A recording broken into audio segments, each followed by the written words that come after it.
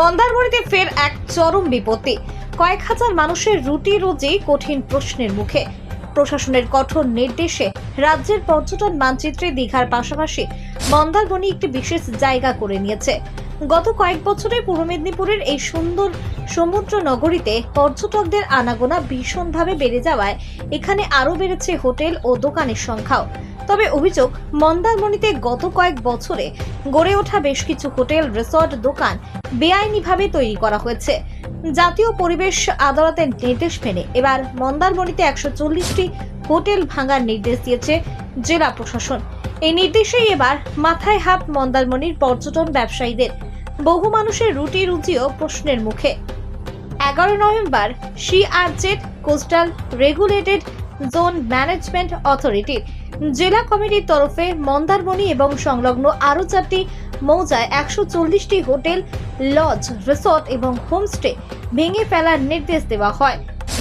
20 November মধ্যে এই সব বেআইনি নির্মাণ ভেঙে জায়গা পরিষ্কার করতে হবে নির্দেশ দিয়েছেন পূর্ব মেদিনীপুরের জেলাশাসক পূর্ণেন্দু মাঝি। প্রশাসন সূত্রে খবর, 2022 সালে এই বেআইনি হোটেলগুলি ভাঙার নির্দেশ দিয়েছিল জাতীয় পরিবেশ আদালত।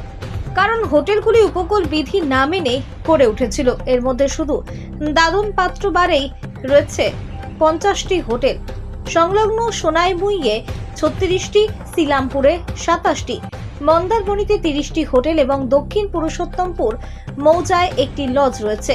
এই সবই ভাঙা পড়ার কথা। ডিসেম্বর মাস থেকে মন্দারমণিতে পর্যটকদের ভিড় বাড়তে থাকে, কিন্তু তার আগেই শতাধিক হোটেল এবং দোকান ভেঙে ফেলার এই নির্দেশে বেশ চিন্তার ভাঁজ পড়েছে হোটেল মালিক এবং ব্যবসায়ীদের মধ্যে। হোটেল মালিক ও ব্যবসায়ীদের পক্ষ থেকে প্রশাসনের কাছে আবেদন জানানো হয়েছে। তাদের রুজি রুটির দিকটি তুলে ধরে বিকল্প ব্যবস্থা নিতে আবেদন জানানো হয়েছে। ব্যাপারটাকে দেখুন, এটা খুব দুর্ভাগ্যজনক ঘটনা। আমরা যেহেতু এই নোটিশটা আমরা পেয়েছি, আমরা প্রশাসনকে অনুরোধ করব যাতে মন্দারমণি একটা ট্যুরিজম, একটা বড় জায়গা, এখানে বহু লোকের কর্মসংস্থানের ব্যাপার আছে। সেই সঙ্গে মন্দারমণি একটা পশ্চিমবঙ্গের মানচিত্রে তথা ভারতবর্ষের মানচিত্রে একটা পর্যটন হিসাবে একটা বড় জায়গা দখল করে আছে। সেই সূত্রে আমি বলবো, প্রশাসনকে অনুরোধ করব যাতে রাজ্য সরকার এবং প্রশাসন এরা উভয় পক্ষ, আমরা অ্যাসোসিয়েশনের পক্ষ থেকে আমরা অনুরোধ জানাবো যাতে এটাকে বিবেচনা করে দেখা যায়। 2022 সালে এরকম একটা নোটিশও আপনাদের দেওয়া হয়েছিল, পরে সেটা আবার শব্দ হয়ে যায়, আবার এই ধরনের নোটিশ, এটাকে কীভাবে দেখছেন আপনি? হ্যাঁ, 2022 সাল থেকে যেটা এই অর্ডারটা আছে, আমরা বারবারে বলেছি যে সিআরজেটের যেটা ব্যাপারটা আছে সেটাকে আমরা বারবারই আবেদন করছি যে সিআরজেট কোথা থেকে সেটা যদি একটা রূপরেখা তৈরি করা দেওয়া যেত, তাহলে হয়তো আজকে আমাদের এই দিনটা দেখা যেত না। তো আমরা দীর্ঘদিন ধরে আমরা সব প্রশাসন এবং সব দপ্তরকে আমরা অনুরোধ করছি যাতে মন্দারমণি এত সুন্দর জায়গা, এই জায়গাটাকে, এই ট্যুরিজম ব্যবসাটাকে যাতে বাঁচিয়ে রাখা যায়, তার যদি আইনি কিছু সহায়তা করতে হয়, আমি রাজ্য সরকার তথা আমি যারা এই এনজিটিআর থেকে শুরু করে পরিবেশ দপ্তর থেকে শুরু করে যারা এর সঙ্গে যুক্ত আছেন আইনি প্রক্রিয়ায়, তাদের কাছে অনুরোধ করব যাতে আগামী দিনে মন্দারমণি ভবিষ্যৎকে চিন্তা করে ডিমার্কেশন কিংবা রাস্তাঘাট যেগুলো আছে সেগুলোর দিকে নজর দিলে, আর এটাকে পুনরায় আইনটাকে যাতে আমরা এই হোটেলগুলো ধ্বংসের দিকে না গিয়ে একে কীভাবে বাঁচানো যায় সেই অনুরোধটা প্রশাসনের কাছে রাখবো। এটা বলে কতটা ক্ষতির সম্মুখীন হতে হবে আপনাদের? ক্ষতি বলতে আপনি দেখুন, পুরো কালিন্দী অঞ্চলটা অর্থনৈতিক অবস্থা একদম ভেঙে পড়বে। আজকে দেখুন গোটা রাজ্য জুড়ে যেখানে কর্মসংস্থানের একটা ব্যাপার খুব আমরা বাজে জায়গায় দেখছি, আমাদের দেশের ছেলেরা বাইরে গিয়ে, বিদেশে গিয়ে কেরালা, চেন্নাই এইসব জায়গায় কাজ করছে। আজকে মন্দারমণিতে অন্তত 1 লক্ষ লোকের কর্মসংস্থানের ব্যাপার আছে। সেই জায়গায় যদি আজকে হোটেলগুলো ভেঙে যায়, হোটেলই যদি না থাকে, সেখানে রাস্তাঘাট, লাইট এসব নিয়ে আর কী হবে? সেই জায়গাটা ভবিষ্যতের দিকে লক্ষ্য রেখে অনেক কালিন্দী অঞ্চলটা টোটালটাই অর্থনৈতিকভাবে আমরা বিপর্যস্ত হয়ে যাব। আপনার কোনো আইনি লড়াই বলবেন? আইনি লড়াই তো আমরা কোর্টে আমরা গেছি, কোর্টে দ্বারস্থ হয়েছি। কোর্টে দ্বারস্থ হওয়ার পরেও আমি অনুরোধ করব জেলা প্রশাসনকে এবং যারা দায়িত্বে আছেন, অনুরোধ করবো যে আপনার এই জিনিসটাকে বিবেচনার মাধ্যমে আপনারা একটু দেখুন।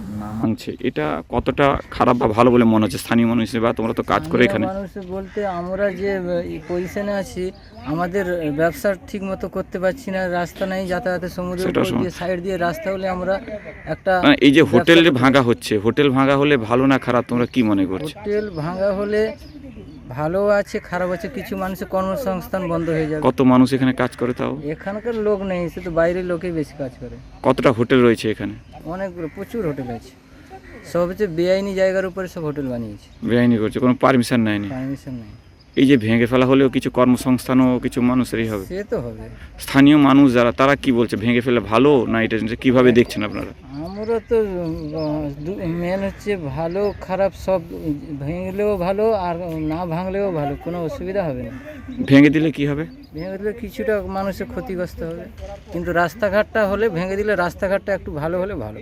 এই যে সমুদ্রে পাড় নেই, রাস্তা সি বিচে যে নামবে রাস্তা, আলো নেই। এই যে যারা হোটেল বানিয়েছে তারা কোনো ডিএসডিএ বা এর কাছে কোনো পারমিশন নিয়েছিল? কোনো পারমিশন নেয়নি, রাতের অন্ধকার সব পালিয়ে গেছে। রাত্রে বন্ধ করছে। পুলিশ দেখে না এগুলোকে? পুলিশ পয়সা খাচ্ছে সব, কত থেকে পয়সা নিচ্ছে? সেই হোটেল মালিক থেকে পয়সা নিচ্ছে, পয়সা নেয়? সব পয়সা। কত করে দিচ্ছে তারা হোটেল মালিক পুলিশকে? কত করে রুমের পেছনে কত করে, এখন জানবো কি করে কত করে, তারা যে দিচ্ছে তারা জানে। শুধু পুলিশ নেয় না অন্য কারো এর সঙ্গে রয়েছে? সব পুলিশ, আরও বাইরে সব বড় নেতা না থাকলে এইসব হয় নাকি পুলিশের দ্বারা। মানে রাতের যুগ সাজগ করে টাকা দিয়ে এগুলো হচ্ছে। সব স্থানীয় মানুষ হিসেবে আপনারা কোনদিন অভিযোগ করেন যে বেআইনিভাবে হচ্ছে, আমরা এখানে বাসিন্দা, সমুদ্রের জলোচ্ছ্বাস হতে পারে, এই হতে পারে? আমরা কেন করতে যাব? যে পার্টি আছে সেটা পার্টির লোকই বুঝবে, আমরা স্থানীয় মানুষ আদা হয়ে জাহাজে খবর নিতে যাব? ক্ষতি তো আখেরে আপনাদেরই তো হবে। হবে, যখন সমুদ্রের জল ঢুকবে এই হবে, তখন আপনাদের কিছু হবে না? হবে, সবার হবে না, আমার একার হবে না, সবার হবে। কেউ প্রতিবাদ করছে না এটাকে নিয়ে? পার্টি কিছু না বলে, যে নেতা আছে তারা যদি কিছু না বলে, আমরা এখন কোন দল এখানে, কোন দলে কাজ করছে লোক এখানে? এখানে টিএমসি আছে। টিএমসি আছে, তারাই এই বেআইনিকে সাপোর্ট করছে? এখন মেন হচ্ছে যে পার্টি সেই পার্টি সাপোর্ট করবে, অন্য পার্টি থাকলে অন্য পার্টি সাপোর্ট। বিরোধীরা কোনদিন প্রতিবাদ করছে না এটাকে নিয়ে? বিরোধী এখানে থাকলে তো প্রতিবাদ করবে না, এই লেনদেনের সঙ্গেও কি এরা যুক্ত রয়েছে? এখন জানবে কি করে। রাতের বেলা হোটেল হলে, এই যে হোটেল হচ্ছে রাতের বেলা পুলিশ আসে না দেখে বাধা দেয় না যে বিচের ধারে হচ্ছে কেন? এই অর্ডার একটা হয়েছে ভাঙা, তারপরে বেআইনিভাবে করছে।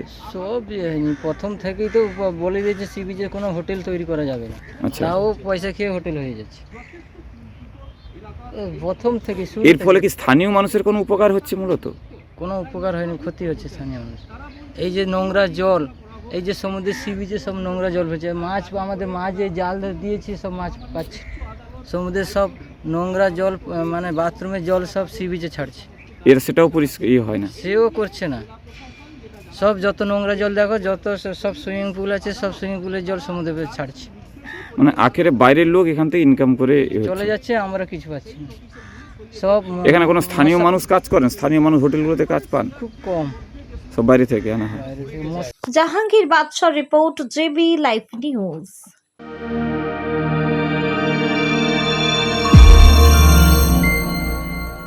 আপনারা দেখছেন জেবি লাইভ নিউজ, সব খবর সবার আগে।